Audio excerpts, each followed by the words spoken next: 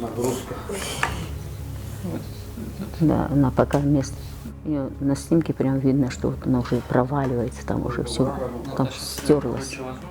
Наверное, нет человека в Гази-Кумухе, который не знает бабушку Аминат. Ведь она 45 лет проработала в Кумухском детском садике. В свои 77 лет она опекает своего сына, который после продолжительной болезни потерял здоровье, и внука, которого мать оставила у бабушки Аминат в возрасте 2 лет. Живу я со своим сыном, у меня есть маленький ребенок, внук мой, который бросила мама. 2 годика и 2 месяца было ребенку, когда она бросила, потерялась. Вообще потерялась и не появилась. Вот. И его отец очень тяжело болел.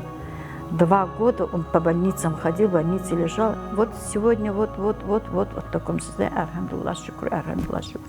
В данный момент хоть на лекарствах, но живой. В 2016 году Аминат сделали сложную операцию на позвоночник. После этой операции бабушка уже не могла жить как прежде. Передвигаясь на костылях и чувствуя постоянную боль, да и новый диагноз кокс-артроз тазобедренных суставов усиливает болевые ощущения. Аминат на момент съемок находилась под сильными обезболивающими, которые в полной мере не могли заглушить боль. Болезнь приковала ее к постели. В январе я не смогла встать с постели, уже вообще ходить не могла, вообще. Адские боли, дома женщин нет. Сын больной, мальчик маленький, и не смогла я вообще ходить, вообще. Это было адские боли. У соседа просила, чтобы она пошла за лекарством на базар что-то купить, сахар там и так далее, масло туда-сюда, картошку. Потом крикнула на нее.